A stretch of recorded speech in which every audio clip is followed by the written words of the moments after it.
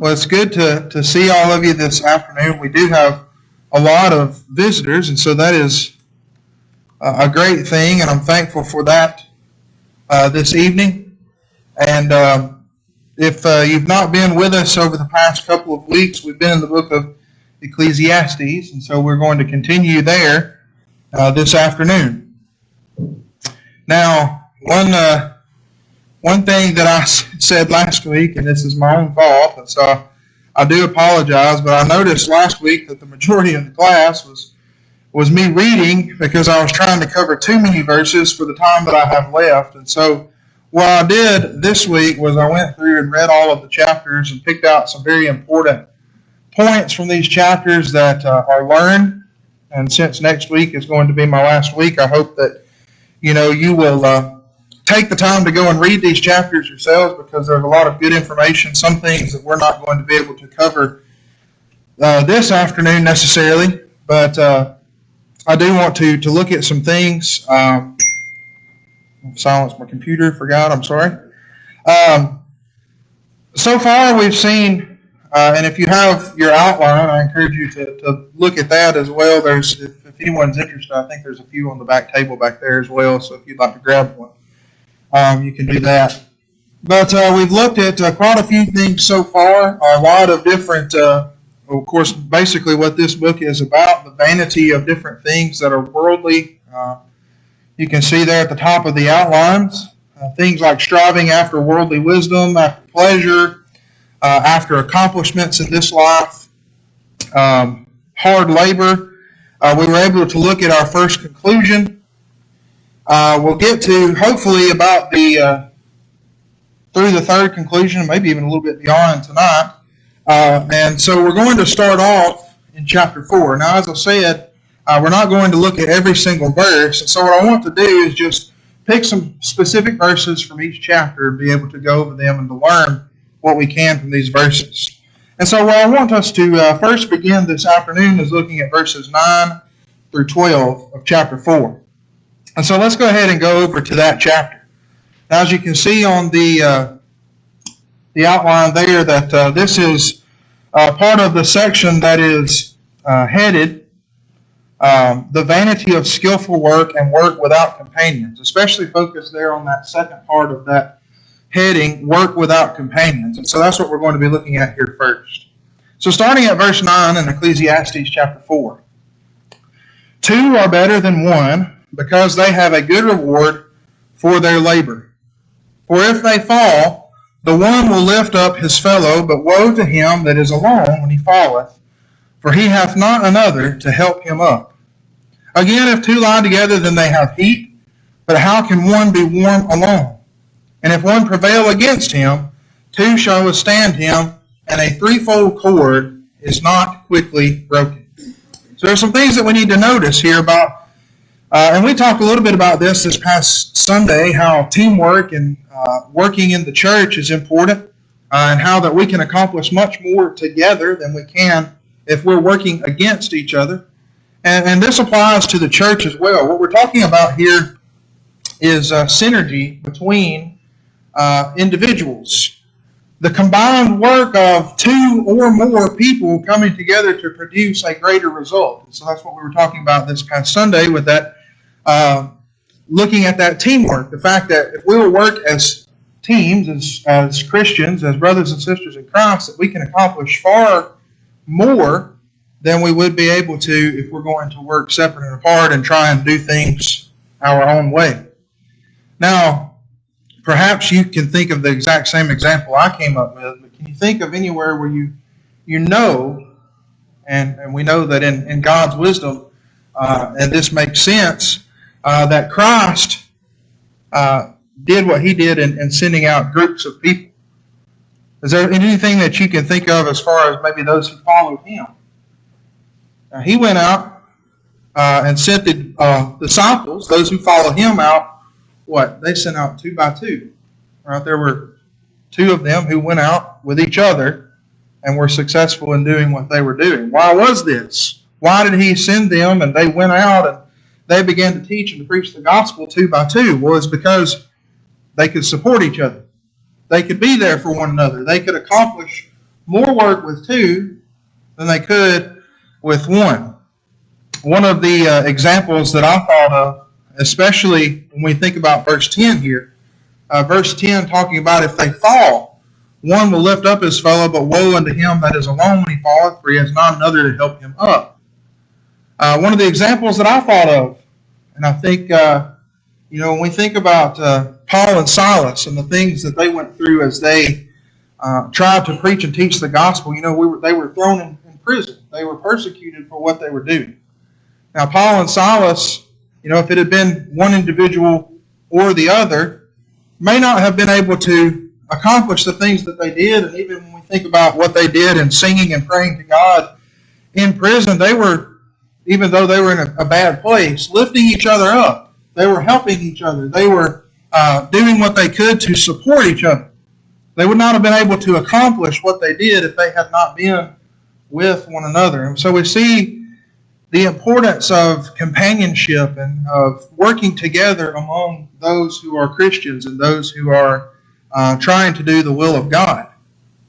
And I think most here would probably agree when I said this, but we've spoken many times about our responsibility to edify one another, to build up one another instead of tearing each other down. And that is something that is very important as brothers and sisters in Christ. Looking again at verses 11 and 12, if two lie together, then they have heat, but how can one be warm alone? If one prevail against him, two shall withstand him, and a threefold cord is not easily broken, not quickly broken. I remember this example very vividly from, I think it was a VBS that I was in a long time ago. We had someone who was trying to show us the value of sticking together. I wish that I'd thought of bringing the things to be able to do this myself. But you can sort of imagine with me. Imagine you take a popsicle stick out of a box, and you just take a single popsicle stick and you put it in your hands and you break that popsicle stick. It really doesn't take a lot of effort to be able to do that. It's not that difficult. But now imagine you take 5 or 10 or 15 popsicle sticks and you try and break them all at one time in that same way. How much more difficult it becomes to break all of those together rather than that one single one. It's the same thing when we think about our responsibility as brothers and sisters in Christ and sticking together, being those who are Christians and serving God. The more we stick together, the more we have that teamwork, the more we're working with each other, the more we can accomplish, and the harder it is going to be for us to be drug away from what is right, what is truth, what is good. One of the things that we think about the devil being a roaring lion, Satan being a roaring lion, seeking whom he may devour. And you think about a lion, who he picks off, and it's always the ones that are weak and are sick and are separated from the rest of the herd, are separated from the rest of the animals. And so we understand that there's strength in numbers, and if we have that teamwork, then we have more strength. And so that is the lesson from this little section here, is the importance of that teamwork. Any questions or comments or anything anybody wants to make on that? Yes, sir. Happy birthday, Warren. Oh, thank you. But this passage right here, I got it written outside in my Bible, my marriage. It speaks of, for they fall, one will build up his companion. Mm-hmm. Now, marriage, I'm thinking of where it talks about how can they be warm alone. It's a lot of things, especially the last few months that we've been through, where we needed each other. I mean, it was just us supporting each other. Right. And right. so that passage reminds me of my marriage. Mm-hmm. Mm-hmm.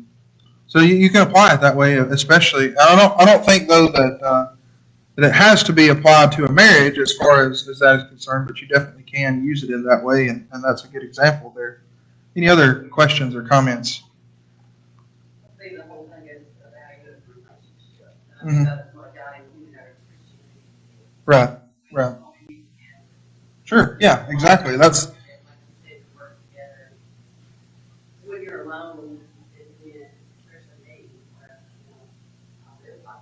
Mhm.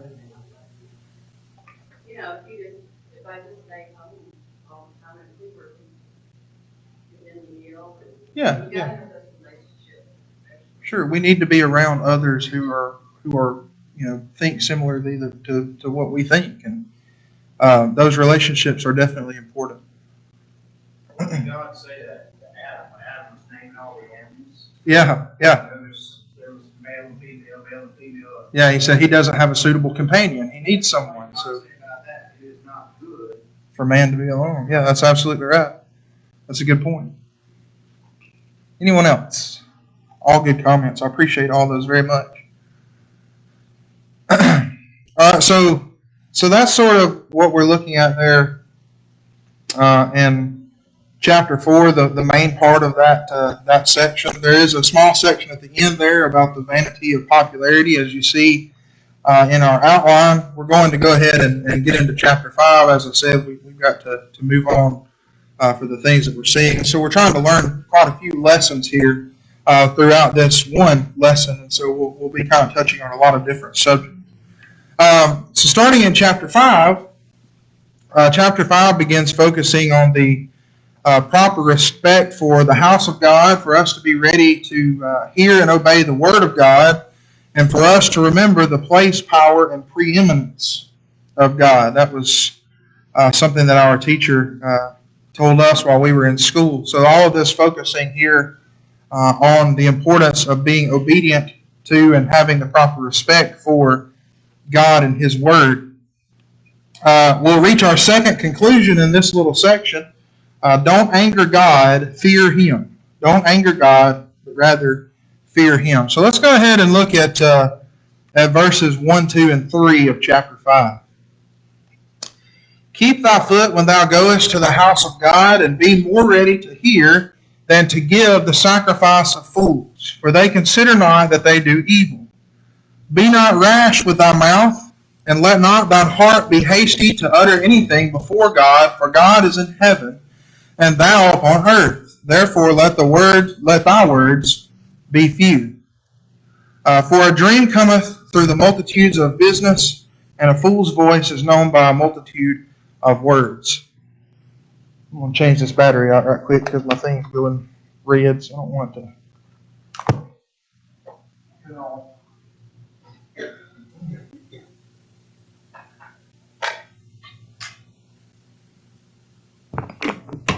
Keep one of those up there just in case, just for that. So we see here him talking about keeping thy foot when thou goest into the house of God. So we can sort of think about this as guarding one's steps. Guard your steps as you go to the house of God. He says, be more ready to hear than to give the sacrifice of fools. So when we think about the sacrifice of fools, what are we talking about when we think about that phrase there, the sacrifice of fools? And I can think of a couple of different examples that we have, especially in the Old Testament as well. But maybe you have something that you're thinking of as far as the sacrifice of fools is concerned.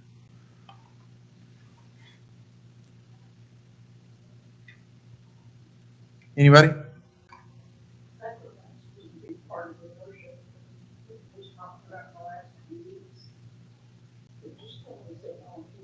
Mm-hmm. Right.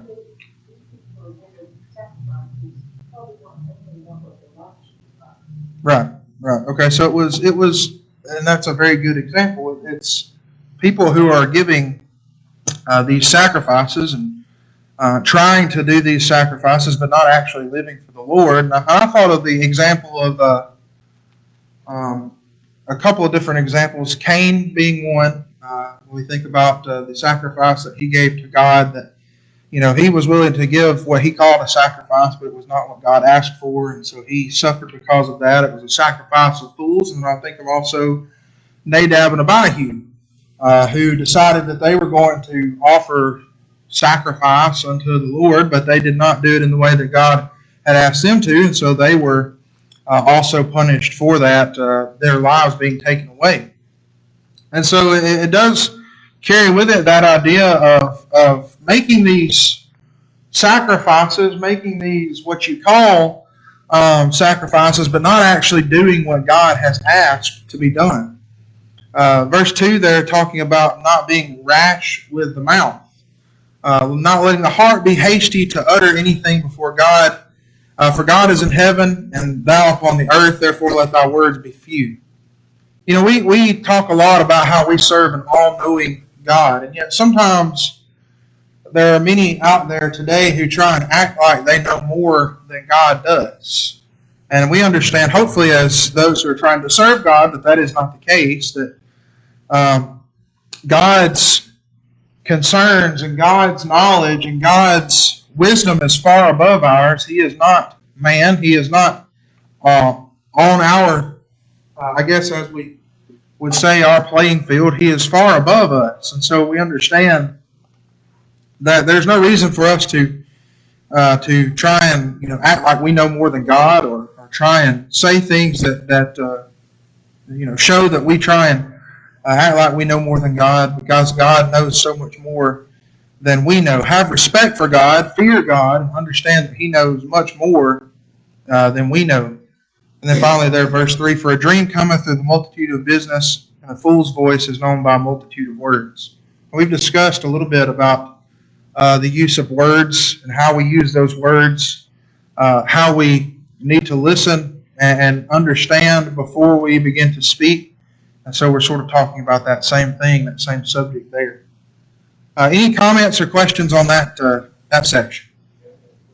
I don't want to get too far out of the weeds, but the simple use is talking about the Jew being destroyed because Yeah. today, if we disobey, we know we're to continue to live, and then we take to that at the end. Mm-hmm. So if you took their life in the Old Testament, did they go to hell, do you think? Or is that their punishment? Or I would. we don't kill us today because of this. Yeah, I understand. Yeah, I understand what you're saying. I don't know. I've never really thought about that very much. I think, yeah, yeah.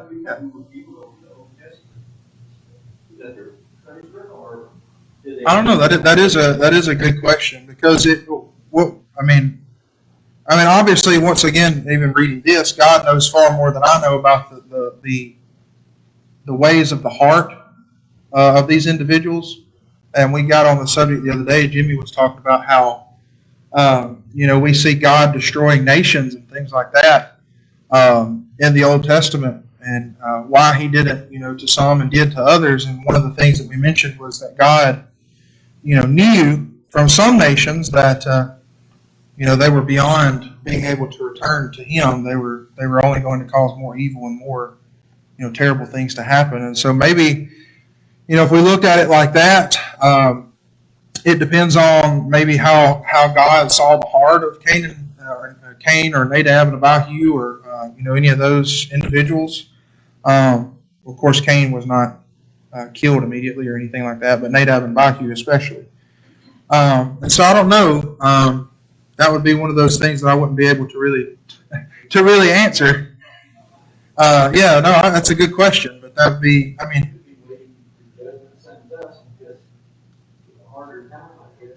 I don't know how that would work. Like I said, I've never really thought about it that much, so that might be something for me to go back and look at. Well, we also see judgment, even the people in the Old Testament. So Yeah. they'll face their judgment again Mm-hmm. before God. Where they're at now. Yeah. It's a good question. Like I said, that'd be one of those things that I'd have to say the secret things belong to God. So I don't really know. I don't know how a good way to answer that. Yes, sir.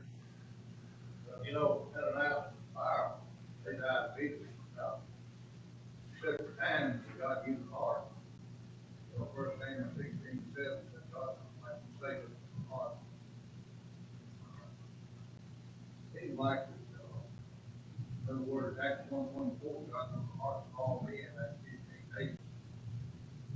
Say, I think not like you, I think law. know more what to do. Yeah. We know all. Yeah. Yeah. I think we just kind of have to leave it at that. At that with that question. I don't know there's any way that we can come to a conclusion on that. But still, it's good to think about. Good to talk about. So. Very Saul, the Lord instructed Saul what he wanted him to do. Saul thought he had a better idea. Yeah. He brought the fish back there.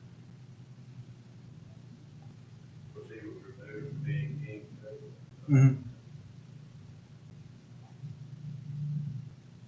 Yeah, those are all good things to think about and to contemplate on there. Any other questions or comments or anything on that section? Mm-hmm. Mm-hmm. Yeah, especially yeah, that's a good way for us to look at that. Let's go ahead and move down to verse 10. We'll look at verse 10 for a few minutes here.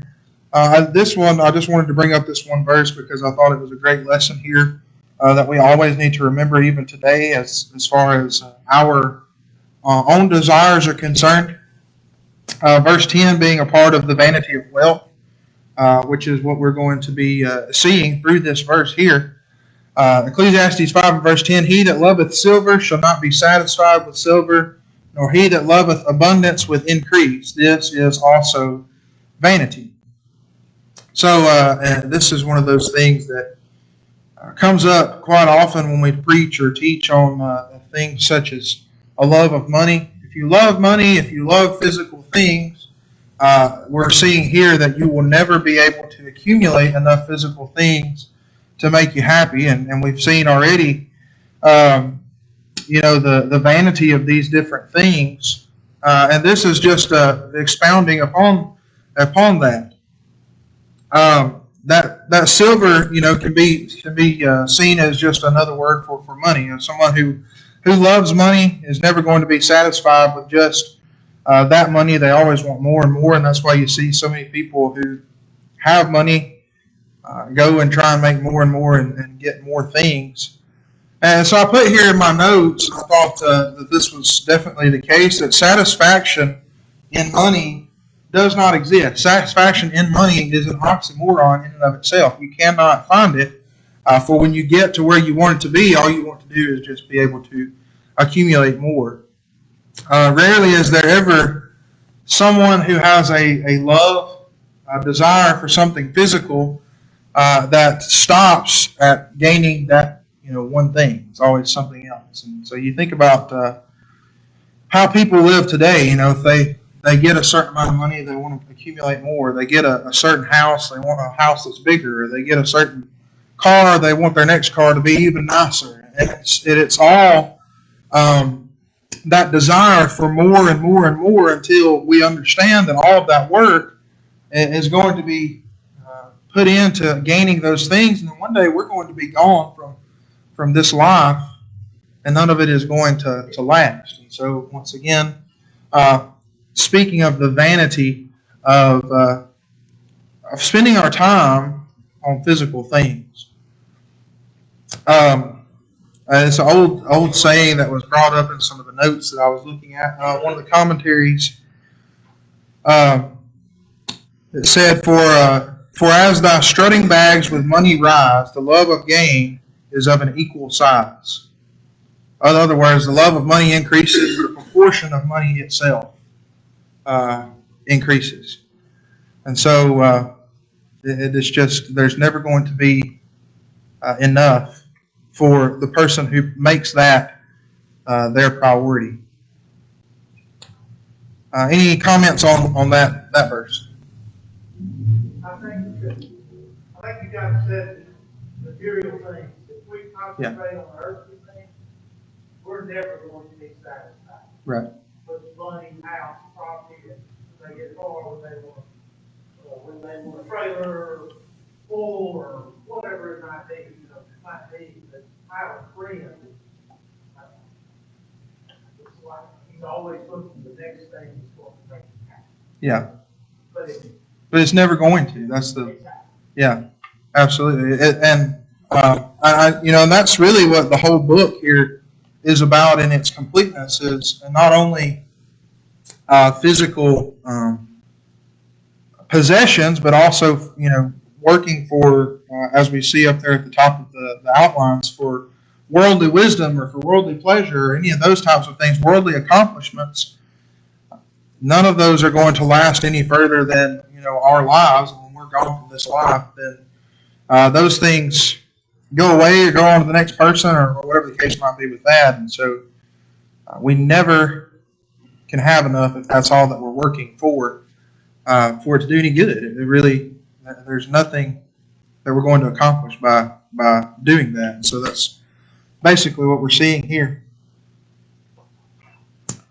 Let's go down to verses 15 and 16. Again, seeing here more about the vanity of wealth. And this sort of goes back to touching on what we just read just a moment ago in verse 10. Looking at verses 15 and 16, it says, "As he came forth of his mother's womb, naked shall he return to go as he came, and shall take nothing of his labor which he may carry away in his hand. And this also is a sore evil, that in all points as he came, so shall he go. And what profit hath he that hath labored for the wind?" So what we're seeing here, we're seeing that we came into this world with nothing. When we were all born, we had nothing. And when we all pass away from this life, when we all die, there is nothing that is going to be able to be taken with us. And that is true for really every human that has ever been born and every person that is ever going to die. This does not change for rich individuals or for poor individuals or for people who have worked so much for these physical things. We come into this world with nothing and we leave with nothing. And so riches can come and go in this life. Money can come and go. But even a man who is able to hold on to those riches into old age is one day going to be stripped of those things. One of the commentaries that I was reading says, "If he die worth millions, those millions are dead to him forever. So he hath no real profit from all his labors, cares, anxieties, and vast property." It's all worth nothing. And so we understand that is not where we should be spending our time. That's not where we should be spending our effort. It should not be our priority because it will not last. It's age, and not everybody's the same, of course, but when you're young, that's what you don't think about dying. You think about everything you want, how to get it. Yeah. But as you get older, your thoughts change and you have things now, and you think, well, I may die, I want to get right. And those things, well, like Jill and I, when we left Illinois, we had more antiques than most antique shops around. Every time I would go anywhere, I bring home a truckload. I couldn't get enough. But one day I said, what are we doing here? Let's get this mess up. And we sold every one of them for us. It didn't matter anymore. So you change their ideas, their values. And as you get older, you start thinking about the end of your life, what you've done and what you should do. Right. No, I think it definitely does come easier to understand and easier to grasp with age, especially. I'm not, super old or anything, but not that I'm calling you super old. But I'm not old or anything at all. But I even, I think more about that in today than I did 10 years ago when I was in high school. And so, well, that's weird to say. 10 years ago I was in high school. Yeah, it changed overnight. It changed. But it is not going to be something that is going to last for us. Going down to verses, I want to see it. Let's look at verses 18 and 19 of this same chapter. This being part of the section there of our third conclusion, that being that God gives the wealth that we have, that He gives us the blessings that we have. It says, "Behold, that which I have seen, it is good and comely for one to eat and drink and to enjoy the good of all his labor, that he taketh under the sun all the days of his life, which God giveth him. for it is his portion. Every man also to whom God hath given riches and wealth, and hath given him power to eat thereof, and to take his portion, and to rejoice in his labor, this is the gift of God. That last phrase there is one that we really need to focus on, and that we are, when we think about the things that we do have physically, and the blessings that we do have, and the riches that we do have, these are all gifts from God. And so, we mentioned, I think, this last week as well. Speaking of the blessings from God, God desires us, when we are given blessings, to be able to enjoy them, but enjoy them in a responsible way, enjoy them in a righteous way, in a good way, acknowledging that He is the one who has given us those things, and that we're not the ones that have been able to, accumulate all those things ourselves, or provide ourselves with those things. And it's a reason that God has given us those things, that we're able to enjoy them. He gives those blessings and riches and wealth, but also, we think about Satan at the same time. Sometimes Satan can make things like riches and wealth and prosperity draw people away from God. And so at the same time, we understand that God gives us those blessings. We also must be careful that we don't let those blessings, and Danny sometimes mentions this in his prayers and things that he does here.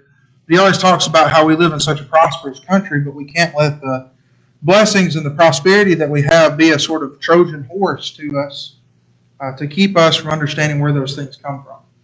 And I think that is very important for us to realize, and that's what we're seeing here in this section. So we need to be vigilant and remember that those blessings do indeed come from God. Anything on that section? Yeah.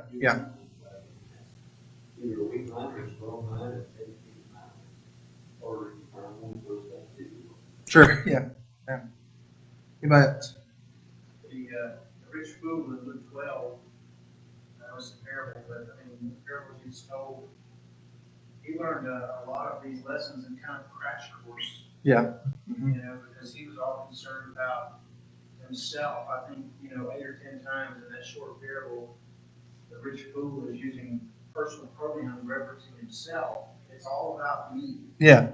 And what he didn't realize is that the day was coming when he would give an account for the way that he had used those blessings. Mm-hmm.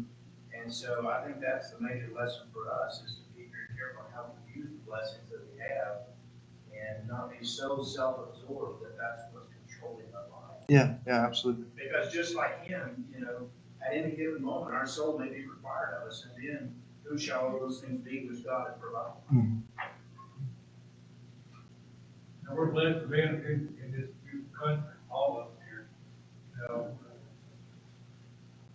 Or how many millions live in the United States? We're blessed to be here and, have a home, have a roof over our head, have clothing and shelter, and everything God's.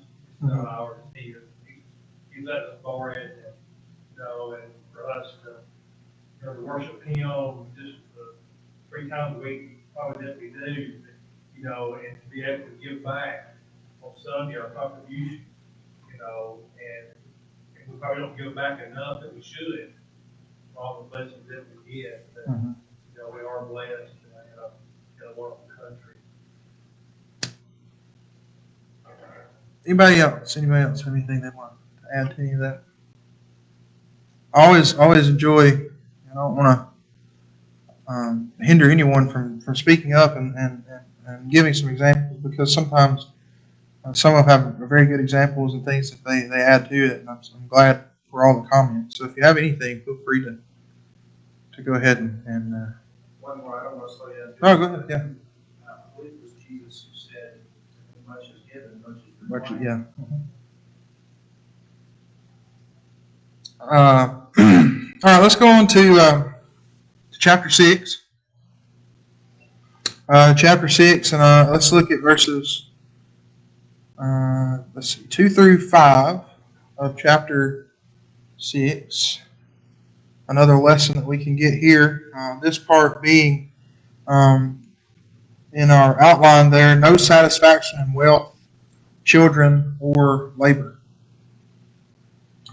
A man to whom God hath given riches, wealth, and honor, so that he wanteth nothing for his soul of all that he desireth, yet God giveth him not power to eat thereof, but a stranger eateth, this is vanity, and it is an evil disease.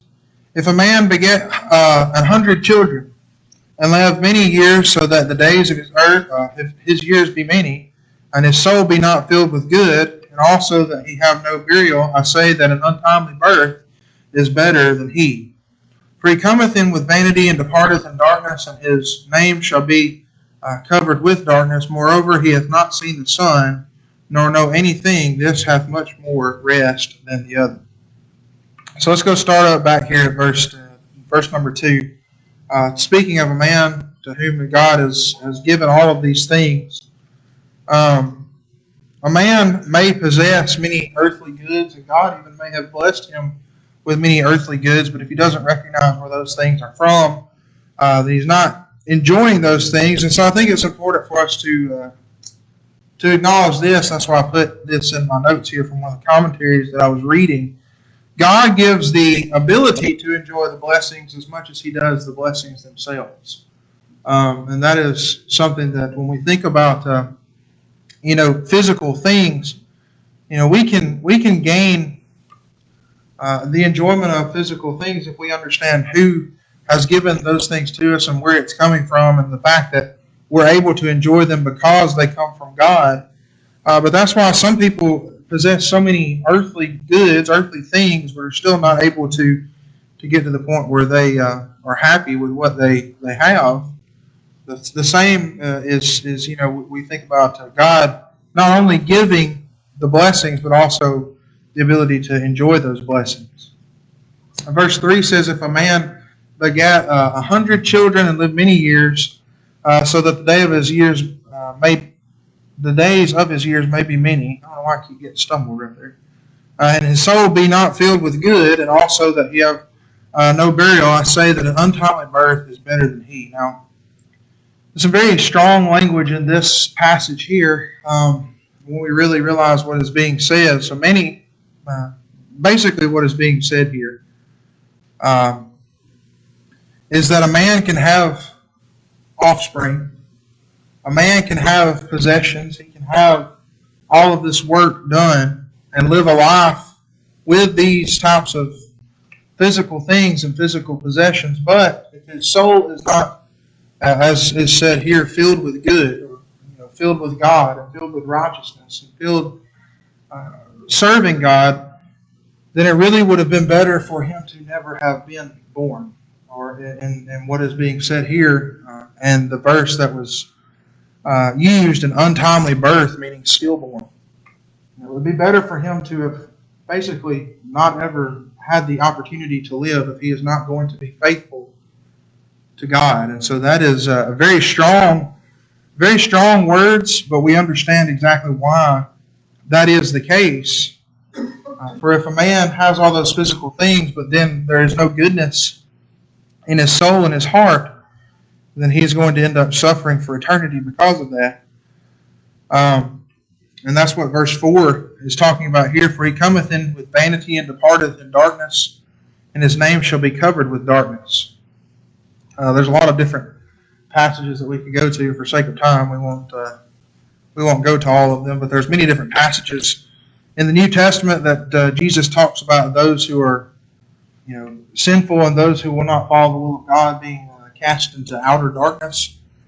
And so when we think about what was said, a child who was never able to live on this earth, a stillborn child, would have avoided this darkness for eternity. We know that those children are in heaven, and one day those are going to be. We're going to be able to be with those children if that is something that we've had to deal with in the past. But the man who has considered this physical accomplishment, this physical life, he's got all these successes, but now he is going to have to endure this punishment for eternity. And so what good are those physical successes that he's had? Comments or questions on this section? I believe you use this character, one stick, one goal, better, one trade in, have been wrong. Mm-hmm. That's pretty strong language. I mean, when I read that, I did a double take, and I said, but I'm thinking to myself, if you don't have God in your life, that's a fearful expectation. Mm-hmm. It's been better for you not to be able Yeah. to Yeah. walk around and not acknowledge, live in sin. And it kind of feels weird for us to say, but when we really think about it and understand it, it does make a lot of sense about what is being said. And it's very very strong language, but it does get the point across very well too. That if we don't have God, then we don't have anything to look forward to um, when this life is over. Anybody else have anything to add to that? Did that not help? Jim's question a while ago, because back then, when I'm kind of going through Genesis right now, that people back then didn't do right by God. They built their things where they did their sacrifices and all that stuff.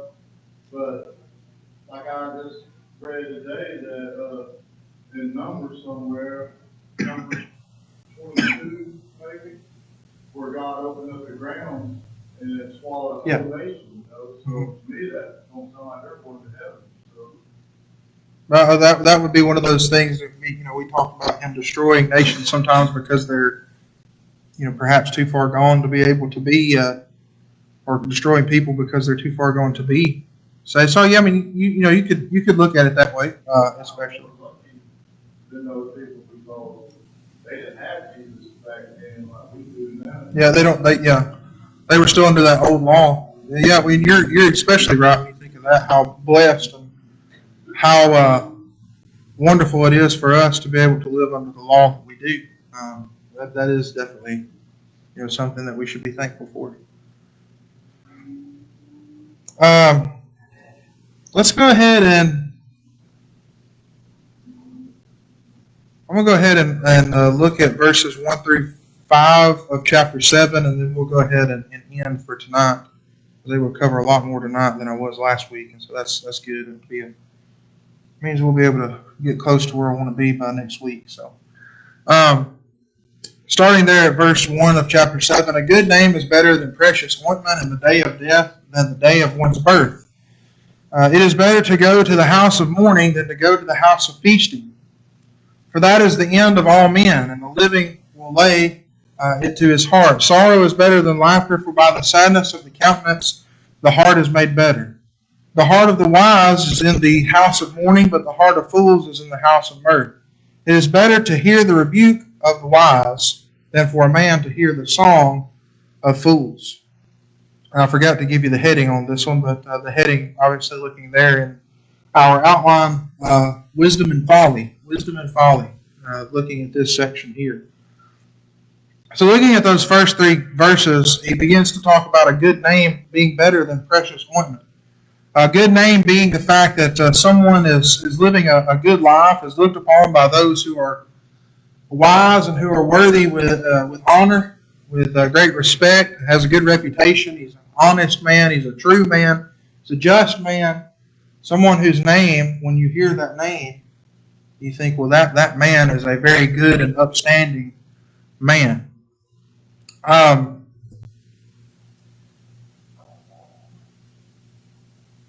want to touch here for a second too on the fact that, and this was something that sort of I had to think about for a few minutes and go and look at some different notes and things like that. Why is the day of death better than the day of birth? And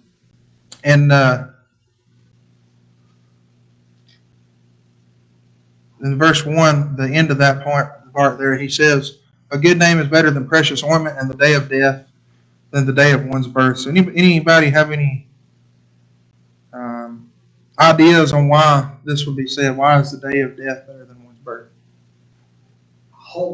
I hope that statement is correct because I'm going home. Yeah, absolutely. Home So the day of birth, is a celebratory time as far as the physical life is concerned. But really, the day of death, if we think about it in the way that we should, is a birth into eternity, a birth into what is going to be for us our reward for literally the rest of forever. And we think about how great and how wonderful it's going to be when we finally receive that ultimate reward. I had a teacher in Memphis who used to say, and it kind of sounds a little bit weird at first, but when you think about it, it makes a lot of sense. He used to say, you know what, a lot of people are afraid of dying, especially if they're in the world, but he said, I would be afraid of what would happen if we couldn't die. He said, I would be afraid of what would happen if I had to stay here on this earth and see all this evil and all these terrible things that happen, and murder and adultery and people lying to one another and people hurting one another and all these different things.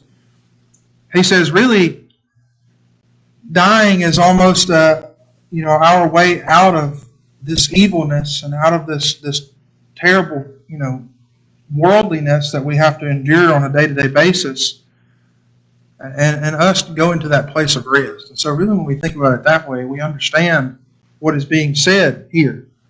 So we need to kind of realize our own mortality. When someone passes away, when someone is leaving this life, we think of how one day we're going to be in that person's spot. We're all going to have to endure that one day. And so this sadness and the reflection that comes with it can cause someone to do something about the life that they're living. Let us, use the fact that we know that we're going to have to leave this earth at some point, and use that to understand that there are things that we need to be working for that go beyond just what we receive physically here on this earth. Finally, I want to touch there on verse 5 as well for just a moment.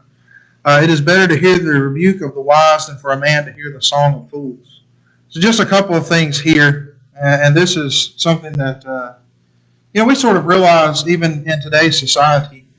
When we're able to get the rebukes of the wise, as the Bible says there, it's better for that for us to hear those things. And I started thinking about how I used to play sports and things of that nature. The only time that I ever improved in what I was doing is when someone told me, hey, you're doing it wrong, do it better, do it this way. I have to think about the coaches that I had and my dad and different people who helped me out as I went through that. The only time that I ever was able to get further into what I was doing was when I had someone who would have wisdom and be willing enough to look at me and say, hey, you've done it not quite right, here, make these improvements. And so really when we think about that as far as the Christian life is concerned as well, we need people in our life who are honest with us.